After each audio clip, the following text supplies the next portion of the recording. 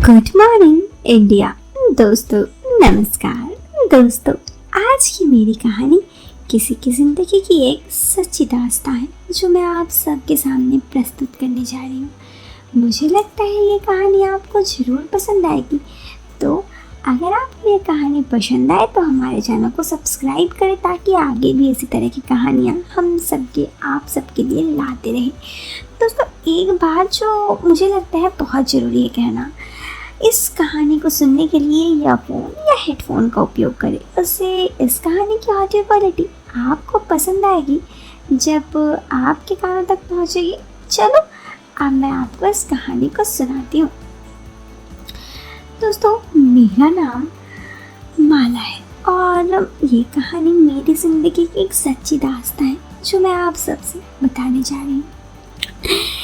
जिस तरह माला का कोई भाव नहीं होता जैसे कभी, उसी तरह मेरे भी ज़िंदगी में कोई भाव नहीं है। दोस्तों इस बात को आप ऐसे भी समझ सकते हैं कि मैं एक बहुत ही गरीब परिवार से आती हूँ।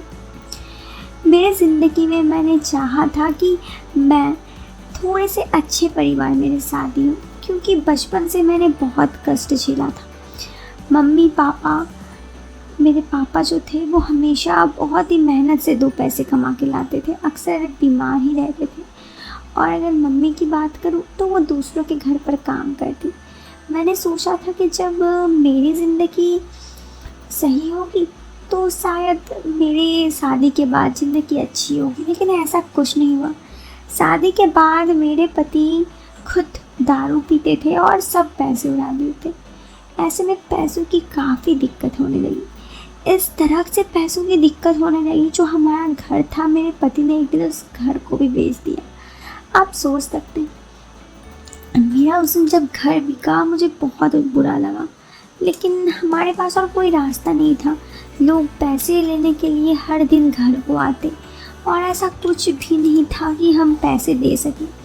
मेरे पति ने दारू पीकर और गेम खेलकर सारे पैसे उड़ा दिए थे, इसलिए मुझे ना चाहते हुए भी हमें घर बेचना पड़ा। हम घर बेचकर सब लोगों के पैसे तो दे दिए, लेकिन फिर रहने के लिए एक छोटा सा कमरा जो कि बहुत छोटा था, उस कमरे पे हम चले गए।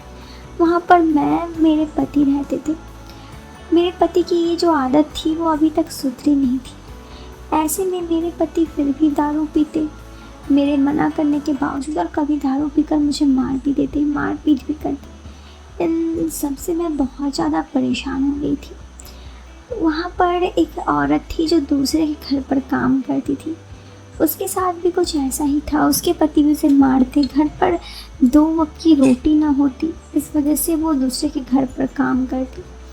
ऐसे ही उसका भी ज़िंदगी चल रहा था। दोस्तों जैसे ही मैंने सोचा कि मैं दूसरे के घर काम करूं, मैं दूसरे के घर काम करने गई और फिर कुछ दिनों में कुछ पैसे आने लगे, जिस वजह से जो मेरी दिक्कतें थी वो भी घटने लगी। पहले पैसों की काफ़ी दिक्कतें होती थी हमें, लेकिन अब मेरे पास कुछ पैसे होते तो कम से कम 2 वक्त के खाने के लिए ललाना नहीं पड़ता। इसी वजह से मैं इस बात से बहुत खुश थी। लेकिन जहाँ पर मैं काम करती थी, एक दिन उस मालकिन ने मुझे झूठा आरोप लगाकर कि मैंने चोरी की है, मुझे घर से निकाल दिया, मेरा काम से। उस वक्त मैं बहुत रोई। मैंने कोई चोरी नहीं की थी और ना ही मेरा ऐसा कोई मकसद था कि मैं किसी के घर जाकर चोरी करूं। लेकिन फिर भी मेरे साथ ये सब कुछ होने पर मैं काफ़ी टूट गई। फिर मेरी दोस्त ने कहा, जो दूसरे के घर काम करती थी, कि ऐसे ज़िंदगी में होते रहते हैं, इस चीज़ से आगे निकल और जा दूसरे घर ढूंढ, मिल जाएगा तुझे जॉब।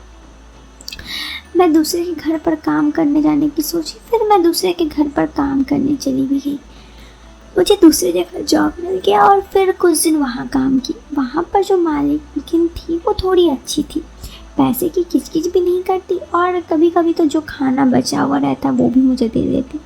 इस वजह से मैं भी काफ़ी खुश थी, क्योंकि खाना ज़्यादा मिलने से मैं काफ़ी ज़्यादा खुश हो जाती, क्योंकि उस वक्त मुझे घर में आकर खाना भी नहीं बनाना पड़ता। तो ऐसे ही मेरी ज़िंदगी कटने लगी। मैं काफ़ी ज़्यादा ही खुश थी। और ऐसे ही वहाँ पर जो मालिक थे वो दूसरे के घर पर, मतलब वो पता नहीं क्या करते थे, घर से ही कोई बिजनेस करते थे अपना, जिससे कि वो घर पर ही रहते। क्योंकि वो घर पर रहते तो वो दिन भर मुझे ताकते रहते। उन्हें पता था कि हमें पैसों की काफ़ी दिक्कत है। ऐसे में एक दिन उसने मुझे कहा कि माला, क्या तुम्हें पैसों की दिक्कत है? मैंने कहा हाँ साहब, दिक्कत तो है, इसीलिए तो आपके घर पे काम कर रही हूँ। अगर दिक्कत नहीं होती तो मैं क्यों ही काम करती। उसने कहा कि देखो, अगर तुम चाहती हो, अगर तुम्हें लगता है तुम्हारे घर पर पैसों की दिक्कत है, तो मैं ये तुम्हारे जो जितने भी पैसे की दिक्कत है वो सब दूर कर सकता हूँ। मैंने कहा सच साहब, अब इससे अच्छी खुशी की बात मेरे लिए क्या ही हो सकती है। पैसों की तो मुझे बहुत ही दिक्कत है। तो ऐसे में वो बोले कि तुम्हें एक काम करना होगा। मैंने कहा क्या साहब, बताइए। तो उन्होंने कहा तुम बस मुझे खुश कर देना। मैंने कहा मैं आपको कैसे खुश करूँगी साहब, मेरे पास ऐसे क्या है जो मैं आपको देकर आप खुश हो सकते हैं। तो उन्होंने कहा तुम समझदार हो, तुम समझ सकती हो कि क्या देने से मैं खुश हो जाऊँगी। दोस्तों, उनकी बातों पर मैं समझ गया कि वो क्या कहना चाहते हैं। अब मैं उस दिन तो वहाँ से आ गई, क्योंकि मैं समझ में नहीं आ रही थी कि मैं सच में क्या करना चाहिए, क्या नहीं करना चाहिए। मैं कुछ दिनों तक ऐसे ही सोचती रही। मेरी जो एक काम वाली थी, जो मेरी दोस्त थी, उससे भी बातें की। उसने मुझे कहा कि क्या ही दिक्कत है, देख तेरे पति जो तुझे कभी कुछ दे ही नहीं पाते, सामने से मौका मिल रहा है तो तू उस मौके को जाने क्यों दे रही है, इस बात को तू सोच। दोस्तों, मैं बहुत सोची। फिर मुझे ऐसा लगा कि शायद मेरी जो दोस्त है वो सही कह रही है। फिर मैं जाकर दूसरे के घर पर तो काम करती, लेकिन उस मालिक से थोड़ा अच्छा से बर्ताव करती। उनसे इस तरह का अच्छा से बर्ताव करने से वो मेरे से बहुत खुश रहती, इतना खुश रहते कि वो मेरी हर बात सुनते। फिर क्या था, जैसे जैसे उन कहते मैं उनके काम करती और बदले में मुझे बहुत पैसे मिलते। इससे मेरे पति अगर मेरे सारे पैसे ले भी लेते तो भी मेरे पास इतने पैसे बच जाते कि मैं खुशी खुशी अपना ज़िंदगी गुजार सकूं। और कुछ दिन बाद मेरा बच्चा भी हुआ और मेरी दोस्त ने कहा तू एक काम कर, उस मालिक को बता दे कि ये बच्चा तेरा है, मतलब उनका है, फिर देख क्या जादू होता है। दोस्तों, मैंने ऐसा ही किया। वो मालिक खुश हो गए क्योंकि मुझे बेटा हुआ था और उस मालिक को बस बेटी ही थी। तो उन्हें ऐसा लगता कि ये उनका बेटा है, तो वो उस बच्चे को बहुत प्यार करते और उस बच्चे के साथ मुझे भी बहुत केयर करते। दोस्तों, ऐसे ही बहुत दिन समय गुजरने के बाद मेरा ऐसे ही चला, लेकिन अचानक से एक दिन मालिक का तबादला हो गया, जिस वजह से उन्हें जाना पड़ा। मैं नहीं चाहती थी कि वो मालिक मुझसे जुदा होकर जाए, मैं उन्हें बहुत चाहती थी। धीरे धीरे मैं उनसे प्यार करने लगी थी, लेकिन अचानक वो चले गए। तब मुझे एहसास होने लगा कि मैंने क्या खो दिया। उनके नंबर मेरे पास था, तो इसीलिए मैंने उन्हें फ़ोन किया और फ़ोन पर बात करने का निश्चय किया। एक दो बार कभी कभी मैं उनसे फ़ोन करती तो वो मुझसे बातचीत कर लेते, क्योंकि वो चाहते थे कि मैं उनके साथ रहूं। वो बहुत ज़्यादा मुझसे लगाव हो गया था और साथ ही मेरे बच्चे से। इसी वजह से वो मेरे साथ रहने के लिए फिर दोबारा से यहाँ पर रहने के लिए आते। मतलब उनका तबादला तो हो चुका था, लेकिन वो महीना में 5 से 6 बार मुझसे ही मिलने आते और जब जब मिलने आते तो मुझे बहुत पैसे देते। इससे मुझे काफ़ी दिक्कतें होने के बावजूद सब सही चलता और वो भी इस बात से खुश थे कि ये उनका बच्चा है। लेकिन दोस्तों, सही बात तो ये है कि वो उनका बच्चा नहीं है, वो मेरे पति का बच्चा है। और जिस दिन ये बात उन्हें पता चल जाएगा, पता नहीं क्या होगा।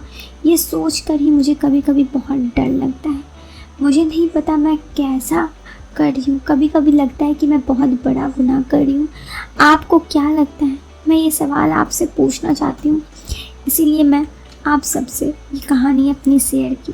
आप क्या सोचते हैं, मुझे क्या करना चाहिए? आप अपना जवाब कमेंट बॉक्स में ज़रूर देना। दोस्तों, तो ये कहानी तो यहाँ ख़त्म हो गई। अब आप इस कहानी से क्या सोचते हैं, नीचे कमेंट बॉक्स पर अपनी जवाब ज़रूर देना। वीडियो पसंद आए तो लाइक करने के साथ चैनल को सब्सक्राइब करना। मिलते हैं फिर एक नई वीडियो में एक इंटरेस्टिंग टॉपिक के साथ। तब तक के लिए bye bye, take care, bye.